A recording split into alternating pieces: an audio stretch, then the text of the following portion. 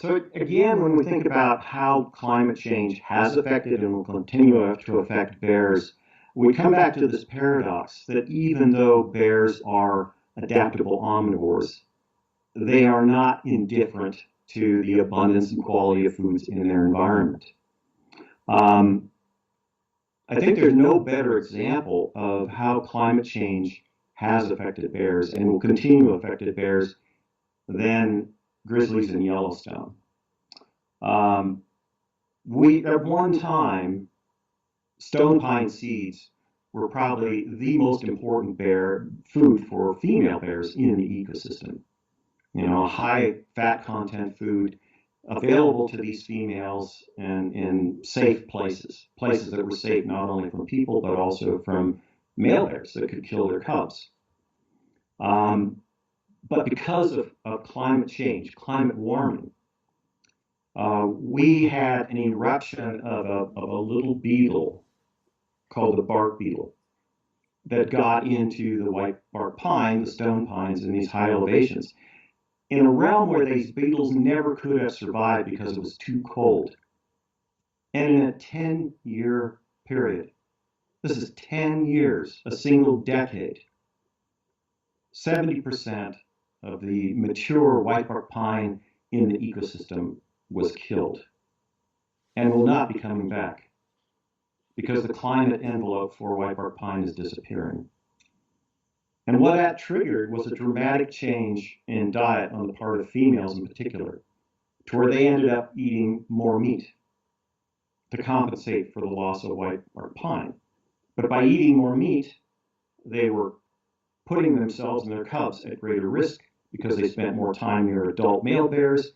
Mortality rates of cubs went up. It also meant that females were seeking out the remains of red deer that were killed by hunters during the fall, trying to scavenge those remains. Because of that, they were getting into more conflicts with hunters and being killed at a higher rate. At one time, cutthroat trout, trout that spawned in these streams around Yellowstone Lake, were a critically important food for bears in a major part of this ecosystem. We lost 90% of the trout in a 15-year period, with fairly dramatic effects on the bears. By virtue of losing the trout, the bears shifted to preying more heavily on red deer calves, which affected the red deer populations, which drove the red deer populations down. I mean, contributed to driving them down, which meant paradoxically there were fewer red deer for the bears to eat.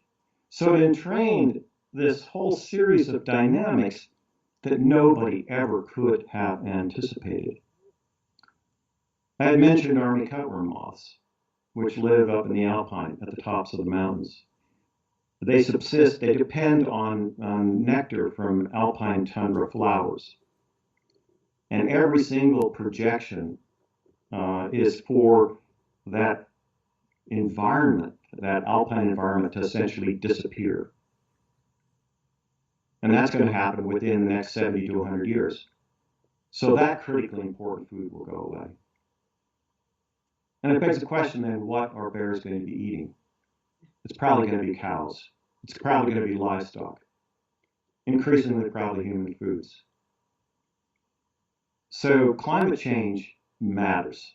And again, this is just about one ecosystem, but I would argue that whether it's detrimental to bears or not, I think the key point is we cannot predict what climate change will bring. So at the very least, that there's a lot of uncertainty. And that, again, invites humility on our part.